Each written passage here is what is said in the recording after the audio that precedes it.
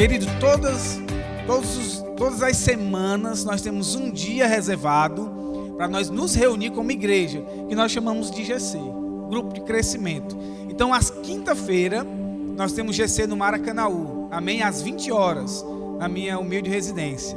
Você está convidado. É bem aí, é pertinho. Nós temos uma reunião calorosa, cheio de palavras, cheio de comunhão, amém? Temos também GCs aqui no Cocó na sexta-feira e aos sábados. Então, se você mora aqui próximo, é mais perto do que ir para Maracanaú, venha para o Cocó, vem aqui para pertinho. Você pode procurar o pastor Francisco e a pastora Camila, eles vão orientar vocês aonde é que funciona o GC no Cocó na sexta-feira e aos sábados, eu acredito também que é às 20 horas, correto?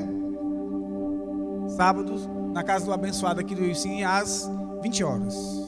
Tempo de colher, envolva-se com isso. Gente, começa agora dia 19, é um projeto da igreja, é um projeto social que a igreja tem de trabalhar com essa comunidade aqui. Então nós vamos distribuir cestas básicas e o nosso intuito como igreja é que dessa ação, desse tempo de colher, nós vamos colher um grupo de crescimento, um GC lá. Você crê nisso? Então você precisa se envolver conosco. Então procura a pastora Camila. Então, vê como é que faz para você contribuir com as cestas básicas. Nós vamos levar a palavra e vamos levar alimento para essas pessoas. Amém? Então, se envolve nesse projeto. Vamos entrar com a palavra de Deus nessa comunidade e vamos estabelecer um grupo de crescimento lá. Você crê nisso? Amém. Amém. Você pode também seguir a igreja nas redes sociais, tá? Tanto no Facebook como no Instagram. Quem já segue a igreja? Os dois canais aí. Facebook e Instagram. Para quem não conhece ou não segue, eu tenho aqui a pesca, né? No Instagram é @DunamisFortaleza. Você vai pesquisar lá, @DunamisFortaleza, tá lá o Instagram da igreja. E no Face tá a Comunidade Cristã Dunamis. Então segue a igreja lá nas redes sociais, divulga a igreja, marca lá os teus amigos, divulga tudo lá, que com certeza você vai estar abençoando muitas outras vidas. Amém? Tem mais alguma coisa?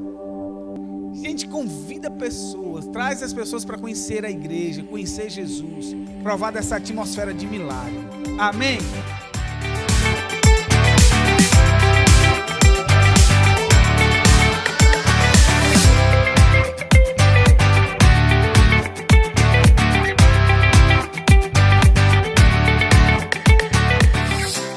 Glória a Deus. Queridos, nós começamos a falar sobre um assunto de suma importância, que é o caminho da santidade.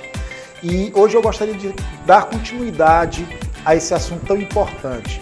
Então, abra teu coração, considera tudo que vai estar sendo falado, tudo que Deus vai ministrar, que Deus ele vai fazer coisas maravilhosas na sua vida. O extraordinário de Deus se cumprirá e você provará coisas grandes na presença de Deus. Então, Deus te abençoe, inclina os teus ouvidos para essa palavra, que o Senhor vai te abençoar em nome de Jesus. Senhor, muito obrigado, Pai. Nós te louvamos pela tua graça, Pai, que tem abundado em nossas vidas de forma sobrenatural. Aleluia. Obrigado, Senhor, por este ambiente, Pai, carregado com a tua presença, Senhor. Obrigado, Senhor, pela boa semente, Pai amado, que será lançada no nosso meio esta noite, Pai. Obrigado, Senhor, por cada coração, Pai amado, que já está pronto, cada coração, Senhor, que já foi preparado, Pai, como uma terra, Senhor, uma boa terra, que está pronta para receber, Pai amado, a boa semente da tua palavra. Nós te louvamos, nós te agradecemos, nós te bendizemos por esta noite gloriosa na tua presença, Pai. Muito obrigado, Espírito Santo, nosso professor, nosso auxiliador, que trará uma palavra viva do trono de Deus aos nossos corações esta noite. Uma palavra do coração do Pai aos nossos corações. Senhor, porque nós estamos sedentos, Pai. Nós estamos com fome, Senhor, da Tua presença. Nós queremos mais de Ti, Pai. Nós queremos mais da Tua palavra. Obrigado porque o Senhor é aquele, Pai, que prepara uma mesa farta na presença dos nossos inimigos, Pai. Muito obrigado. Nós Te louvamos, nós Te agradecemos, em o nome de Jesus. Amém. Aleluia. Muito obrigado, Dora, Silvia. Aleluia. Boa noite, irmãos. Graça e paz. Amém. O Senhor é bom demais. O Senhor é muito bom. O Senhor é maravilhoso. Ele é digno de receber toda a honra, todo o louvor, toda a adoração, da minha parte, da tua parte esta noite. Aleluia. Você está com uma grande expectativa no seu coração? Aleluia. Como Deus é bom, queridos. Como o Senhor, Ele é maravilhoso. Eu sei que grandes coisas o Senhor, Ele tem reservado para cada um de nós esta noite. Coisas maravilhosas, coisas extraordinárias. Quando nós somos objetos da repreensão de Deus, nós temos que entender que o Senhor, Ele de fato repreende a todo aquele a quem Ele ama. Amém? Se eu e você nós somos repreendidos, é porque nós não somos bastardos, mas nós somos filhos amados. Amém? Nós temos que de fato enxergar a repreensão de Deus em relação às nossas vidas como uma manifestação de zelo sobrenatural. Por que o Senhor, Ele me repreende? Ele te repreende porque Ele nos ama profundamente. E muitas vezes eu e você, nós temos uma visão totalmente limitada. Amém? Como eu sempre falo, enquanto eu e você nós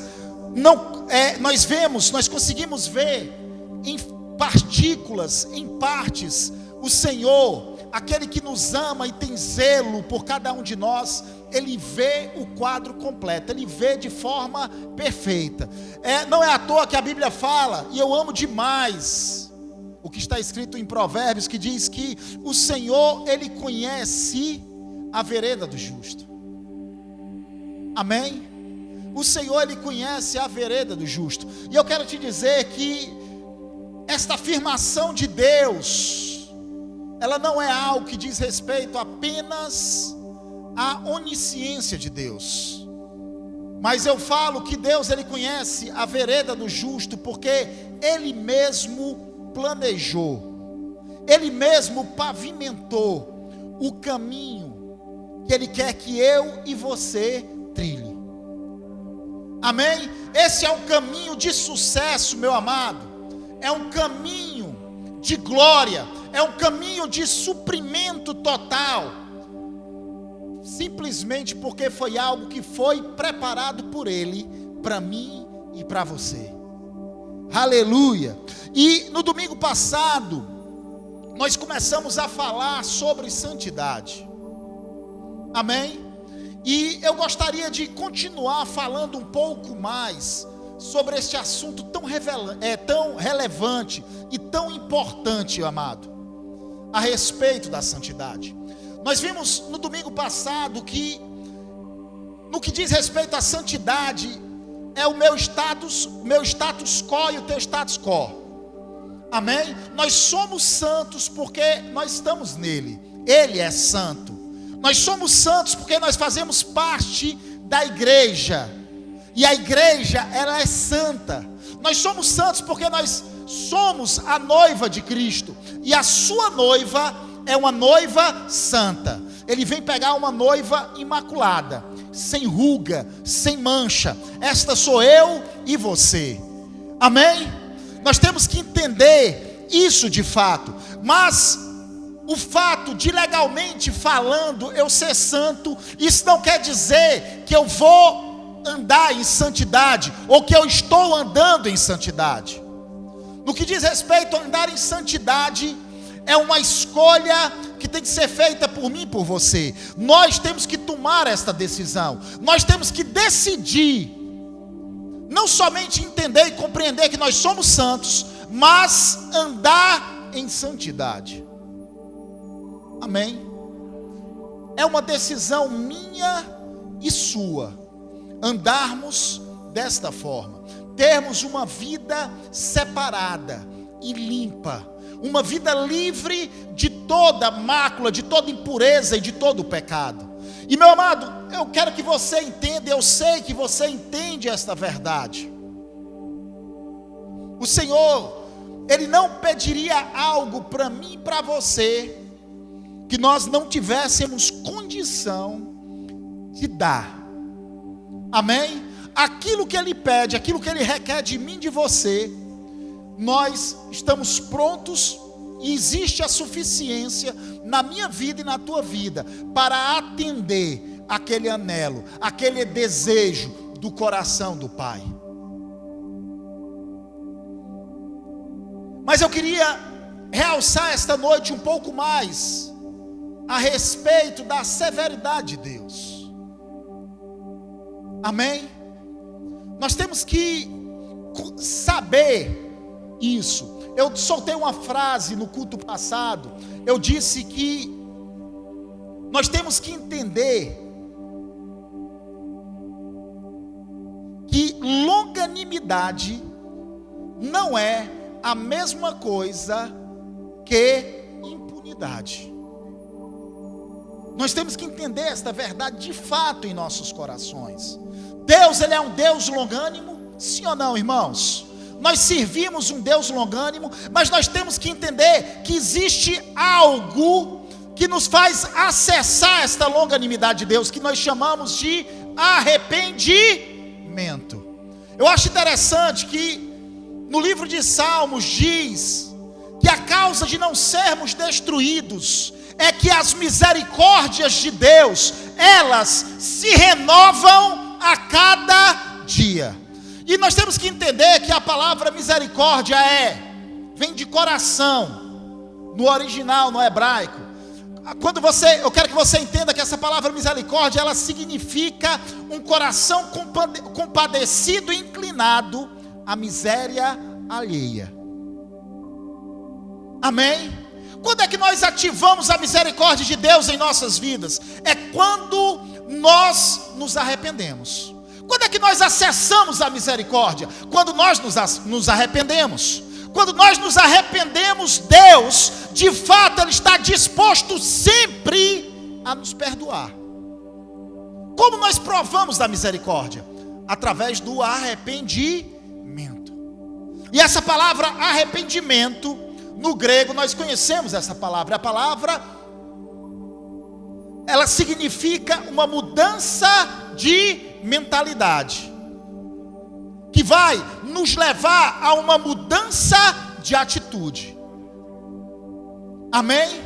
Nós vemos uma parábola bastante conhecida por todos nós no livro de Lucas, que o escritor bíblico, ele chama a parábola do filho pródigo. Na verdade, eu risquei na minha Bíblia o filho pródigo, eu botei a parábola dos dois filhos, porque na verdade os dois ali estavam desviados. Os dois não haviam acessado o coração do Pai. Os dois não conheciam o Pai. Sim ou não? Amém? Ali é porque nós realçamos a questão do filho pródigo, e nós achamos que o filho problemático era apenas aquele que deixou a casa do pai. Mas, queridos, os filhos, os dois eram problemáticos. Os dois não conheciam o pai.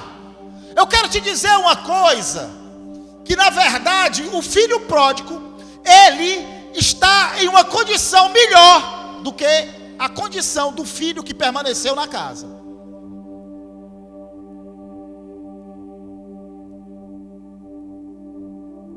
Não por causa do erro em si, mas por causa do reconhecimento do erro. O interessante é que ele tinha acesso à sua herança. O pai deixou disponível para ele a herança. Ele chegou para o pai e disse assim: olha pai, eu quero a minha herança. E o pai de pronto atendeu. Nós conhecemos essa história.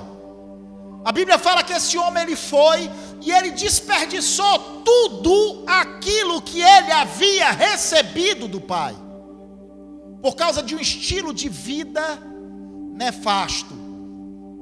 Amém? Um estilo de vida ímpio. A Bíblia diz que ele desperdiçou tudo aquilo que ele havia recebido da parte do pai. Mas, amados, o interessante é que chega um momento na vida daquele homem em que ele desejava comer da comida dos porcos. Ele foi cuidar. Não existe, olha só, para um judeu não existe uma humilhação maior do que este exemplo. Na verdade, a lei de Moisés veta ao judeu ele comer carne de porco. Agora você imagina o cara desejar comer o que o porco come.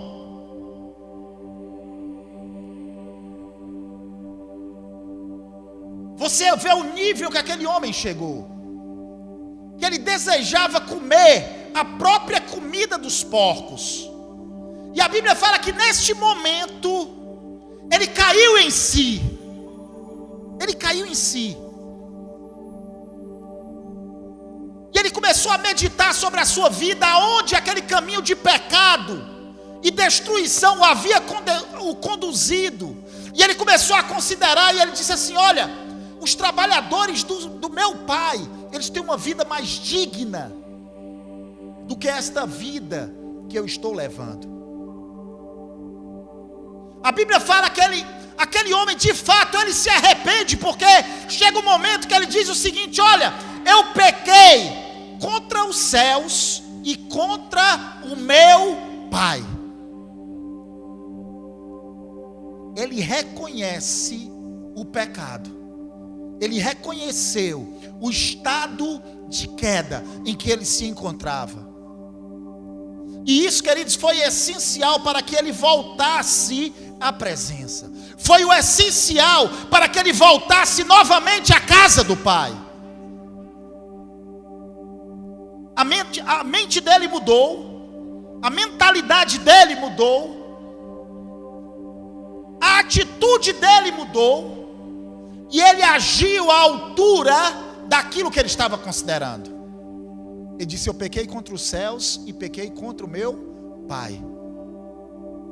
Já não sou digno de ser chamado filho.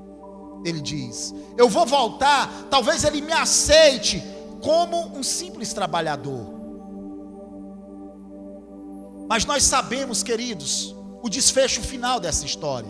A Bíblia fala que o pai de longe ha visto seu filho.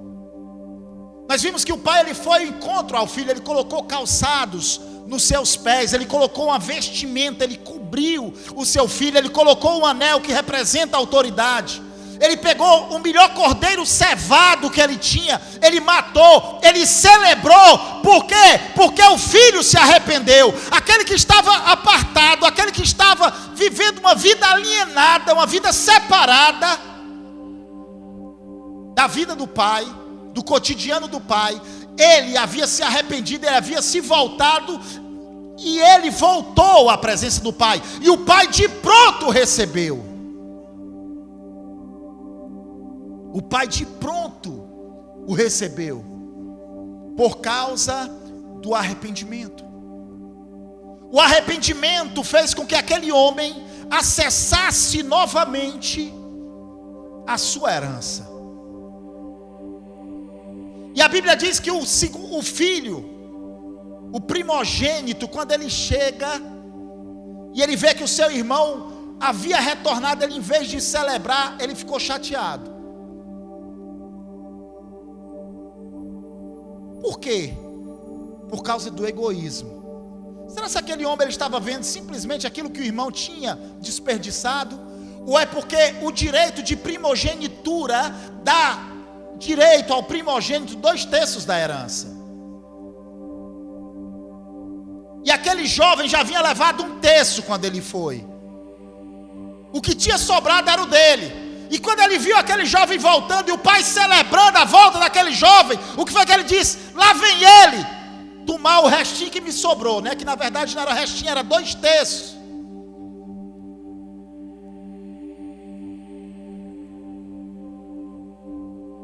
E o pai de fato fala para ele: filho, você não me conhece. Porque a queixa dele é: eu tenho te servido por todos esses anos, e você nunca me deu um cordeiro cevado para celebrar com os meus amigos. Mas o pai, ele olha para ele e diz assim: olha filho, tu sempre esteve comigo, e o que é meu é teu. O pai disse o seguinte: olha, simplesmente você poderia, na hora que você quisesse, ter tido acesso à tua herança, como teu irmão teve, e ter usufruído da tua herança. Tu não usufruiu porque tu não quis. Tu não usufruiu porque tu não conhece o meu coração. Tu não conhece o Pai ao qual você está servindo. Se você me conhecesse de fato, você saberia que em qualquer momento você teria acesso à herança. Mas, amados, essa história nos traz algo tremendo. Nos traz uma verdade poderosa nas Escrituras. Amém? Que nós servimos a um Deus de amor, um Pai amoroso, que dá a mim e a você acesso irrestrito a tudo aquilo que pertence a Ele. E nós sabemos que esta nossa herança, nós a acessamos através do novo e vivo caminho que nos foi aberto, através do véu, através do sangue de Jesus. Existia um tempo, amados, que eu e você, nós andávamos separados, nós vivíamos alheios à vida de Deus. Nós andávamos segundo as inclinações da nossa carne. Nós não fazíamos aquilo que Deus, de fato, queria que nós fizéssemos. Mesmo, muitas vezes, conhecendo a sua palavra de forma religiosa. Por quê? Porque nós estávamos mortos em nossos delitos e pecados. Mas hoje, eu e você, a minha realidade e a tua realidade, meu amado, é que nós temos a vida dele. A vida de Deus, ela é uma realidade na minha vida e na tua vida, e nós, de fato, podemos usufruir da nossa herança como filhos amados. Nós podemos usufruir da nossa herança, eu e você. O único que pode nos privar de usufruirmos daquilo que Cristo conquistou para cada um de nós, somos nós mesmos. Eu vejo o exemplo da vida de Saul, um homem que foi chamado por Deus, ungido por Deus, foi colocado em uma posição de rei por Deus para reinar, com a unção real sobre a vida dele, habilidade extraordinária e sobrenatural, mas aquele homem, ele desperdiçou tudo, por causa de uma vida ímpia. E nós vimos que o fim de dias daquele homem foi que ele mesmo acabou com a sua vida. E, amados, aquilo trouxe uma lição tão pesada para mim. Deus falou tão forte comigo. Uma vez, estudando um pouco sobre a vida de Saul, eu associei esta verdade com Romanos 8, que diz que ninguém poderá nos separar do amor de Deus. Não existe nada que possa me tirar da presença de Deus. Não existe nada que possa me dominar, me escravizar. Não existe nada que possa destruir a minha vida e a tua vida. Somente nós mesmos. Nós vemos Saul dando fim à sua própria vida. O ungido morrendo na sua própria espada. O que é que acontece muitas vezes com os cristãos é isso. Nós, através das nossas ações, através das nossas atitudes, através de um procedimento ímpio, nós damos fim à nossa própria vida.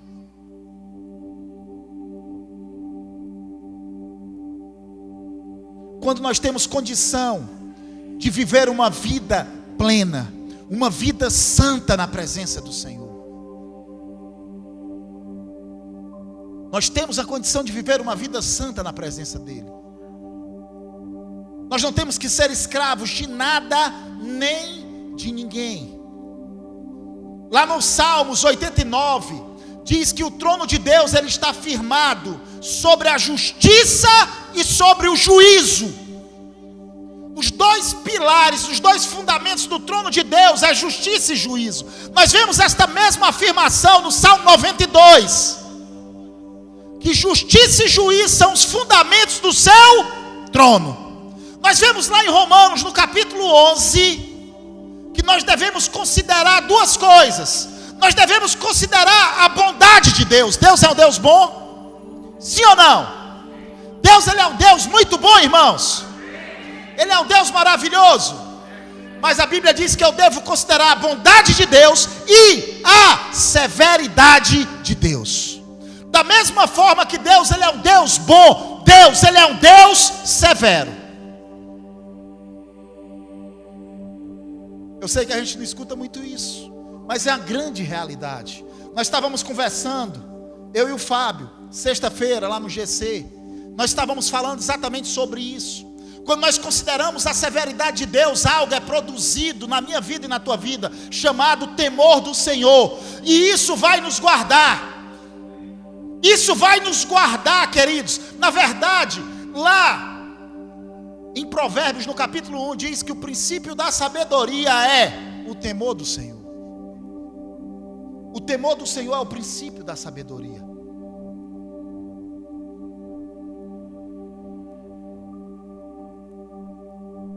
Eu sei que as pessoas, como eu sempre tenho falado aqui, eu tenho amigos que pregam isso. Grandes amigos, pessoas que andaram junto comigo, que pregam uma graça que na verdade eu não chamo de graça.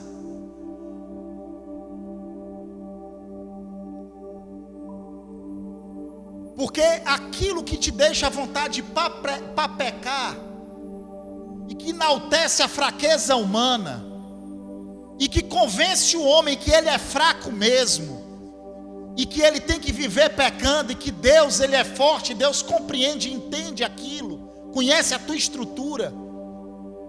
Isso não é graça, meu querido.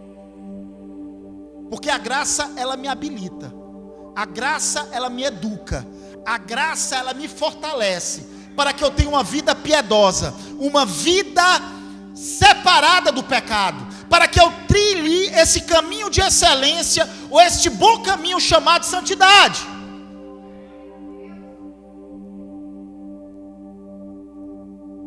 A graça, ela vai me fortalecer.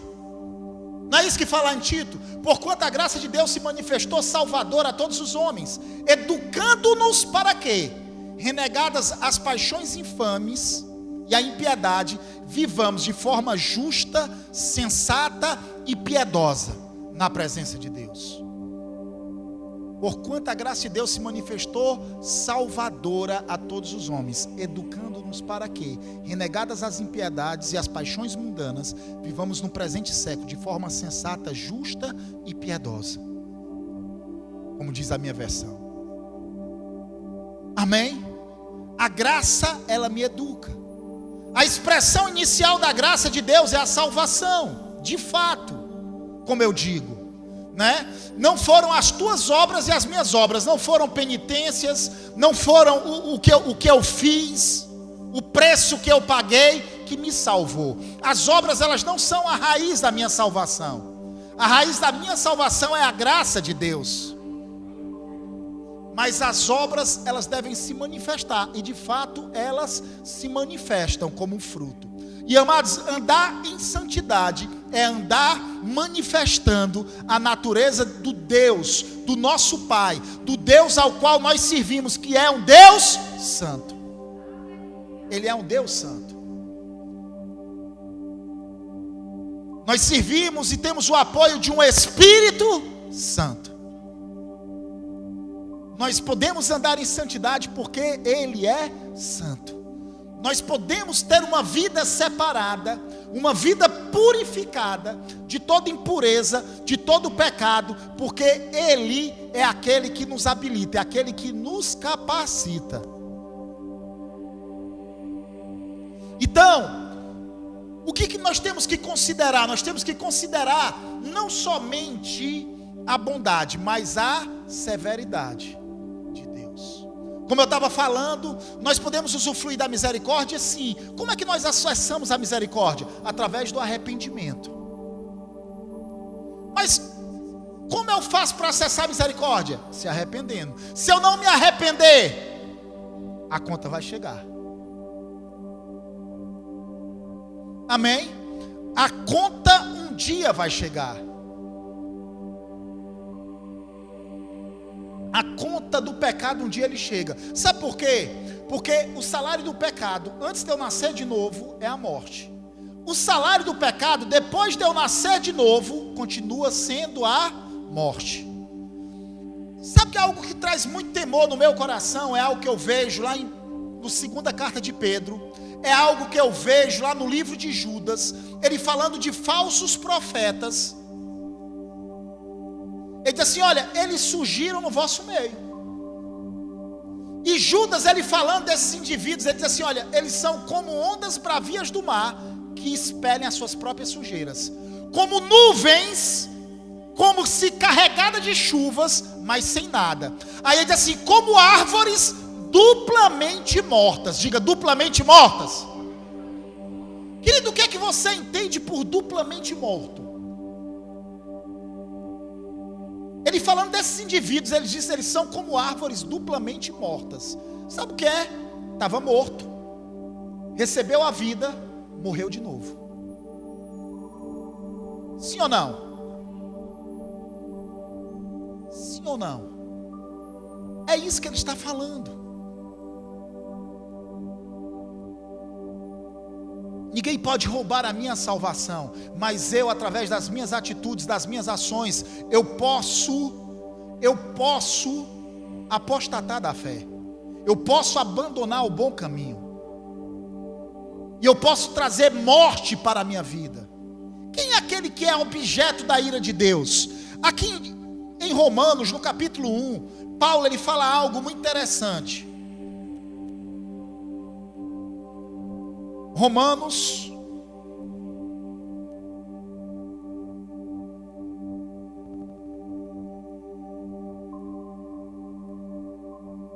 capítulo 1, se eu não me engano é o verso 18, isso mesmo. Olha só, na verdade, eu gostaria que você lesse a partir do verso 18 até o capítulo 2, é a tarefa de casa, tá certo? Mas eu vou ler com você, é muita coisa, eu vou ler com você apenas o verso 18. Diz assim, a ira de Deus se revela do céu contra toda o quê? Impiedade e perversão dos homens, que detêm a verdade pela injustiça. Quem são aqueles que são objetos da ira de Deus? São aqueles que detêm a verdade pela injustiça. Sim ou não? É isso que o texto está dizendo? A ira de Deus, ela se revela do céu contra os homens que detêm a verdade pela injustiça. Eu lembrei agora a pregação de Jonatas Edwards, né? Ele pregou pecadores na mão de um Deus irado. E a Bíblia fala que foi, a partir dali aconteceu um grande avivamento naquele local.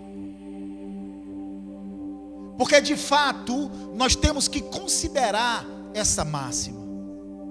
Deus, ele é aquele que continua sentado no trono do juízo. Nós podemos ver isso em várias passagens. Olha, eu vou ler com você. Irmão, eu tenho muitos textos e textos grandes.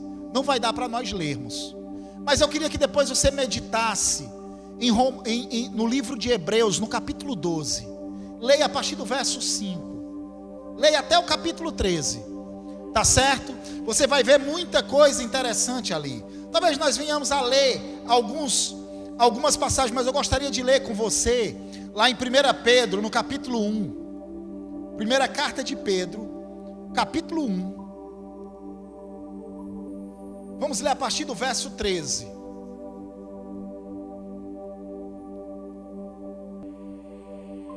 Diz assim: por isso, cingindo o vosso entendimento, sede sóbrios, e esperai inteiramente na graça que vos está sendo trazida na revelação de Jesus Cristo. Amém? Aí ele diz: como filhos da obediência. Está falando de quem, irmãos? De mim, de você. Nós somos quem? Filhos da obediência. Ele diz: não vos amoldeis às paixões que tinhas anteriormente na vossa ignorância. De fato, existia um tempo que eu e você, nós éramos ignorantes. Nós vivíamos alheios à vida de Deus. Nós não compreendíamos, nós não entendíamos quem era o Pai. E nós andávamos segundo as nossas próprias paixões. Nós éramos filhos da desobediência. Mas hoje esta não é a minha posição e a tua posição. Hoje nós somos filhos de quem?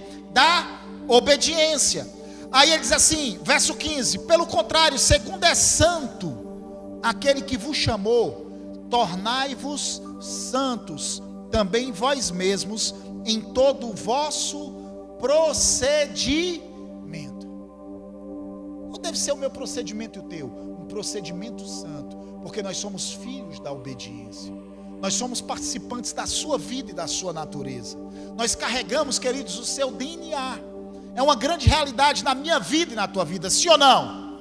As paixões que outrora nos controlavam e nos dominavam, elas já não têm mais poder sobre a minha vida e sobre a tua vida. Nós não somos mais escravos do pecado.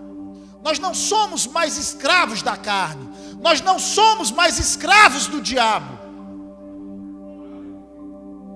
Amém? Porque de fato, amados, nós fomos transportados do reino das trevas para o reino do Filho do seu amor. Eu e você, nós fazemos parte do reino da luz, do reino de Deus, que é um reino inabalável, como fala em Romanos, ou lá em Hebreus, no capítulo 12. E essa palavra reino significa governo. Nós não estamos mais debaixo do governo das trevas. Teve um tempo que nós estávamos debaixo do governo das trevas. Nós éramos escravos. Mas hoje, a minha realidade e a tua hoje é que nós somos filhos da obediência. Por isso que Pedro, ele começa falando o seguinte: olha, por isso cingindo o vosso entendimento. Ele está falando de quê? Está falando da psique, da alma. Aqui esse texto ele está falando a respeito da renovação da mente. Ele está falando a respeito de começarmos a entender através da luz da revelação que está em Cristo, que é o manifestador da verdadeira graça que me alcançou e te alcançou. Amém? Nós temos que nos posicionar como filhos. Filhos de quê?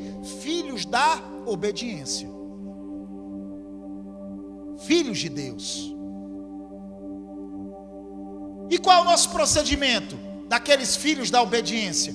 Um procedimento santo. Porque santo é aquele que nos chamou, que é o nosso Deus, nosso Pai. Aí o verso 16 ele diz: porque escrito está, sede santos, porque eu sou santo. Aí o verso 17, olha só o que ele diz aqui: ora, se invocais como Pai aquele que sem acepção de pessoas, diga sem acepção de pessoas. Fale mais uma vez, sem acepção de pessoas. Quando Pedro ele introduz esse sem acepção de pessoas, ele está dizendo o seguinte: olha, todos são passíveis. De quê? Sem acepção de pessoas, julga segundo as obras de cada um. Por isso eu devo me portar com quê, irmãos? Com temor, durante o tempo da nossa peregrinação, ou da vossa peregrinação, sabendo que não foi mediante coisas corruptíveis como prata ou ouro, que fostes resgatados do vosso fútil procedimento que vossos pais vos legaram. Ele está dizendo o seguinte: nós fomos resgatados do fútil procedimento que nós havíamos herdado dos nossos pais. Ele está falando do homem na morte espiritual, no homem debaixo da dispensação da lei. E ele está dizendo o seguinte: olha, essa não é mais a tua realidade, porque de fato ele continua sentado no trono do juízo, e ele é aquele que julga sem fazer acepção de pessoas. Ele não faz. Tanto faz ser nascido de novo, como não. Ele vai me julgar e te julgar se nós nos colocarmos em uma posição de juízo. E aí nós temos que entender isso como cristãos. Amém? Como é que eu me coloco em uma posição de juízo? Eu gostaria que você abrisse lá em Gálatas, no capítulo 2 comigo. Carta de Paulo aos Gálatas.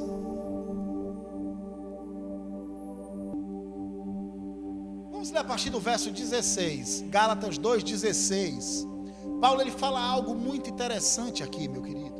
Olha só o que é que ele diz aqui. Sabendo, contudo, que o homem não é justificado por obras da lei, e sim mediante a fé em Cristo Jesus. Também temos crido em Cristo Jesus para que fôssemos justificados pela fé em Cristo e não por obras da lei. Pois por obras da lei ninguém será justificado. O que é que Paulo está falando? Ele está falando o seguinte: o que estava acontecendo nessa igreja da Galácia? Os cristãos, eles estavam abandonando a graça de Deus. Como ele fala mais na frente, eles estavam decaindo da graça. Por quê? Porque eles estavam querendo associar a lei. Eles estavam querendo guardar em paralelo a lei de Moisés. E eu quero que você entenda isso. Paulo aqui ele está falando especificamente a respeito da lei de Moisés. Eu e você, nós não estamos sem lei. Nós como cristãos, nós estamos debaixo da lei do amor. Nós estamos debaixo da lei do Espírito da vida. Nós estamos debaixo da lei régia, que é a lei do amor, da lei de Cristo. Nós recebemos o jugo de Cristo. Nós não estamos vivendo sem lei. Na verdade, quem vive sem lei é o ímpio. Ele vive sem lei. Eu e você não. Quando ele fala aqui que eles estavam associando a lei, está falando da lei de Moisés. Que eles estavam voltando à prática da circuncisão e outras práticas da lei de Moisés, quando eles já eram nascidos de novo. Amém? E Paulo está dizendo: olha, vocês não são justificados pela prática da lei de Moisés. Na verdade, a lei de Moisés, ela é uma figura, ela é um tipo, ela aponta para Jesus. Ela aponta para Jesus. Mas ela mesma não pode dar vida, ela não pode justificar ninguém. Ela simplesmente revela a ofensa, manifesta o pecado, ele mostra o que é o pecado, mostra o que é a transgressão, mostrou para o homem o estado em que ele se encontrava de morte espiritual. Essa foi a função da lei, mas a lei mesmo ela não podia dar vida, é isso que Paulo está dizendo aqui. Mas logo depois, no verso 17, ele começa a falar algo interessante. Ele diz assim: mas se procurando ser justificados em Cristo, olha só, mas se procurando ser justificado em Cristo, fomos nós mesmos também achados o quê, irmãos? Achados o quê? Diga, pecadores. O que estava acontecendo aqui? Esses irmãos estavam voltando na prática do pecado. Aí ele diz: fomos achados pecadores, dá-se-á o caso de ser Cristo ministro do pecado? Me diga uma coisa, Cristo, ele é ministro do pecado? Não. Eu estou em quem? Em Cristo. Mas se eu começar a viver de forma indiscriminada, na prática do pecado, Cristo ele vai se tornar ministro do pecado? Certo que não. Amém? Aí ele diz, olha só, vou ler de novo: dá-se-á o caso de ser Cristo ministro do pecado? O próprio Paulo responde: certo que não. Ele diz assim no verso 18, né? Porque se torno a edificar aquilo que destruí, a mim mesmo me constituo transgressor. Porque eu, mediante a própria lei, morri para a lei a fim de viver para Deus. Estou crucificado com Cristo. Logo já não sou eu que vivo, mas Cristo vive em mim. E esse viver que agora eu tenho na carne, vivo pela fé no Filho de Deus, que me amou e a si mesmo se entregou. Aí ele diz: não anulo a graça de Deus, pois se a justiça é mediante a lei, segue-se que morreu Cristo em vão. Olha só o que ele diz aqui no verso 18: porque se eu torno a edificar aquilo que destruí, a mim mesmo me constituo transgressor. Amém? O que é que Paulo ele está falando aqui nesse texto? O que é que Paulo ele quis dizer quando ele diz assim: se eu torno a edificar aquilo que eu destruí? Eu gostaria que você abrisse comigo lá em Romanos. Olha só, capítulo 6 de Romanos, verso 1. Olha só. Que diremos, pois? Permaneceremos no pecado para que seja a graça mais abundante? Paulo está fazendo a pergunta. Aí ele diz, de modo nenhum. Como viveremos ainda no pecado, nós o que para ele morremos? Olha só o que é que Paulo está dizendo. Paulo está dizendo o seguinte: eu e você, nós como filhos de Deus, nós morremos para o pecado. Nós morremos para o pecado, nós fomos sepultados no corpo de Cristo. Nós estamos nele. Nele não há pecado. Ele não é ministro do pecado. Então eu e você também, da mesma forma, nós não podemos viver na prática do pecado. Eu estou dizendo que nós temos que entender de fato a nossa natureza. Amém? Nós somos filhos de Deus. Nós temos a sua natureza e o pecado ele não é mais senhor sobre as nossas vidas. Amém? E nós temos que entender que nós estamos mortos para o pecado em Cristo. Por quê? Ele continua: ou porventura ignorais que todos nós que fomos batizados em Cristo Jesus, fomos batizados no quê? Na sua morte. Fomos sepultados com ele na morte pelo batismo, para que como Cristo foi ressuscitado dentre os mortos pela glória do Pai, assim também andemos nós em novidade de vida. Porque se fomos unidos com ele na semelhança da sua morte, certamente o seremos também na semelhança do que, irmãos? Da sua ressurreição. Sabendo isto, que foi crucificado com ele o nosso velho homem. Para quê? Para que o corpo do pecado seja o que, irmãos? Diga destruído. Diga destruído. Para que o corpo do pecado seja destruído e não sirvamos o pecado como escravos. Porquanto quem morreu está justificado do pecado. Ora, se já morremos com Cristo, cremos que também com ele viveremos. Então esse capítulo 6 de Romanos, ele fala sobre identificação. O capítulo 6 está falando o seguinte, que eu e você, nós fomos inseridos no corpo de Cristo. E nós fomos participantes da sua morte, sepultamento e ressurreição. Amém? Nós morremos com ele quando o pecado veio sobre ele. Nós pagamos o preço junto com ele, quando ele estava nas regiões inferiores da terra, no inferno, pagando pela minha transgressão e pela tua transgressão. E nós ressuscitamos juntamente com ele em glória. Esta é a minha posição e a tua posição. E o interessante é que ele diz assim, olha, o corpo do pecado, sabendo isto, que foi crucificado com ele, o nosso velho homem, para que o corpo do pecado seja destruído e não sirvamos o pecado como escravos. O que é que Paulo está falando aqui a respeito de voltar a edificar algo? O que é que ele está falando? Voltar a edificar o quê? O corpo do pecado. Então Paulo está dizendo o seguinte: se eu começo a viver de forma indiscriminada na prática do pecado, já não resta expiação pela minha vida e pela tua vida. Vai chegar um momento em que já não vai mais restar expiação pela minha vida e pela tua vida. Por quê? Porque a forma de acessarmos a misericórdia de Deus é através do arrependimento.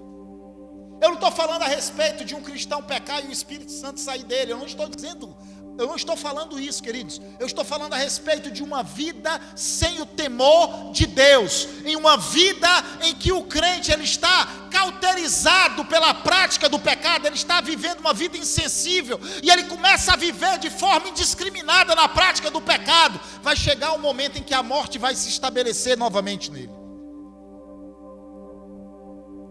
Porque o caminho natural de um indivíduo que anda nesse caminho de destruição é a apostasia. É o caminho natural. Amém? E o diabo ele quer nos cegar. Ele quer nos levar por esse caminho. E o que é que me guarda desse caminho? É o considerar a severidade de Deus. É saber que existe uma consequência para o pecado. Que o salário do pecado continua sendo a morte. Amém? Eu vou ler mais um texto. Que está lá em 2 Pedro. Vamos ler. Verso 19. 2 Pedro, capítulo 2, a partir do verso 19, diz assim: prometendo-lhes liberdade quando eles mesmos são escravos de quê, irmãos?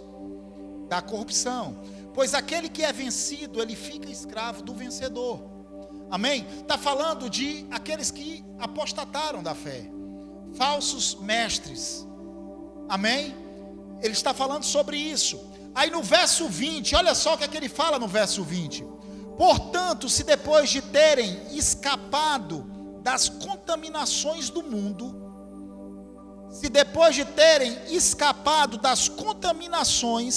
mundo, mediante o conhecimento do Senhor e Salvador Jesus Cristo. Está falando de cristãos, sim ou não? Quem foram aqueles que escaparam das contaminações do mundo através do conhecimento de nosso Senhor Jesus Cristo? Somos nós. Amém? Mas olha só o que é que Pedro diz aqui.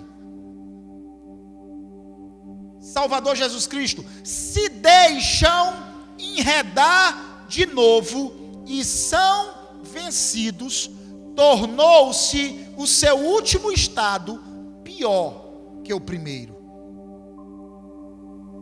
Olha só, meu irmão, que palavra dura. Agora, o interessante é que a Bíblia não diz assim, olha, ele foi dominado pelo pecado, ele foi controlado. Não, a Bíblia diz que ele se deixou enredar. Ele se deixou dominar pelo pecado. Ele se entregou ao pecado. Por quê? Porque existe graça da parte de Deus na minha vida e na tua vida, para triunfarmos sobre o pecado, para não sermos escravos do pecado, para o pecado não nos dominar.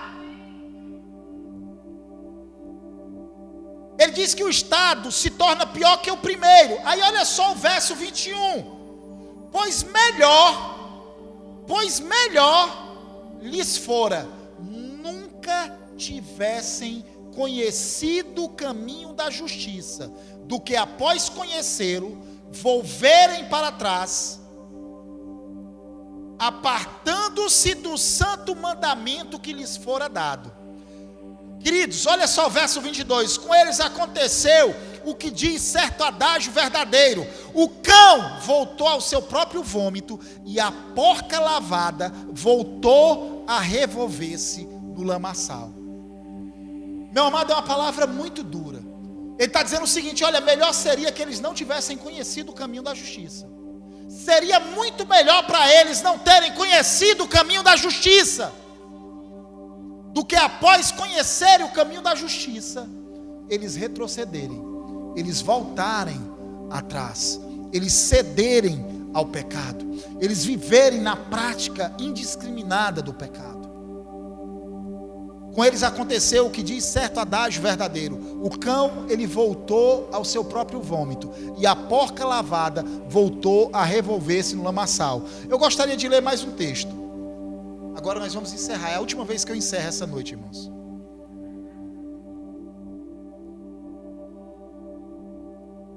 Lá em Hebreus, capítulo 10, a partir do verso 26. Hebreus 10, 26. Porque se vivermos deliberadamente em pecado, depois de termos recebido o pleno conhecimento da verdade, o que é que o texto diz, irmãos? A segunda parte do versículo: já não resta sacrifício pelos quê? Irmãos, me diz uma coisa, essa palavra, ela foi direcionada para o mundo?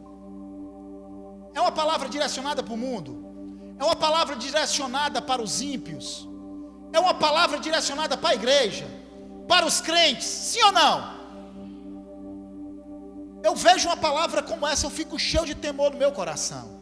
Ele diz assim, ó: porque se vivermos deliberadamente em pecado, depois de termos recebido o pleno conhecimento da verdade, já não resta sacrifício pelos pecados.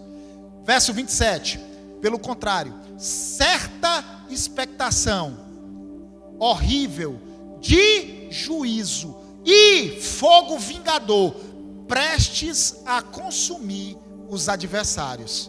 Sem misericórdia morre pelo depoimento de 2 ou 3 testemunhas quem tiver rejeitado a lei de Moisés. De quanto mais severo castigo julgais vós, será considerado digno aquele. Olha só, de quanto mais severo castigo julgais vós, será considerado digno aquele que calcou aos pés o Filho de Deus e profanou o sangue da aliança, com o qual foi santificado, e ultrajou o Espírito da graça. Ora, nós conhecemos aquele que disse: a mim pertence a vingança, eu retribuirei, e outra vez o Senhor julgará o seu povo. Horrível coisa é cair nas mãos do Deus vivo. O Senhor julgará quem, irmãos? O Senhor julgará quem, irmãos?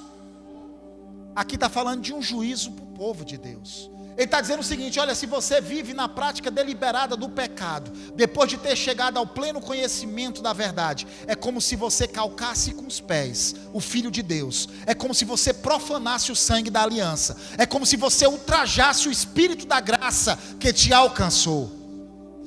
Não resta mais sacrifício pelos teus pecados.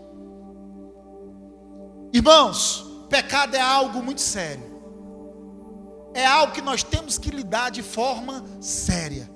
Nós cristãos, nós temos que expurgar o pecado do nosso meio. Nós temos que tirar o pecado do nosso meio. Nós temos que decidir viver uma vida santa, porque existe graça da parte de Deus para mim e para você, para nós vivermos esta vida santa, esta vida maravilhosa. Tem muitos outros textos que nós podemos ler, mas nos falta tempo. Amém? Mas eu quero que você fique com isso. Que o salário do pecado continua sendo a morte. Amém? E que a forma que nós acessamos a misericórdia de Deus é através do arrependimento. E arrependimento é mudança de caminho, é mudança de mentalidade, que vai te levar a uma mudança de atitude. Amém? Quem é o objeto da ira de Deus? É aquele que retém a verdade pela mentira. E se você vai ver lá no capítulo 1 de Romanos, que Deus os entrega aos seus próprios caminhos. Deus os entrega aos seus próprios caminhos. Amém? Aleluia, diga assim: eu sou santo. E eu vou andar em um caminho e uma vida de santidade.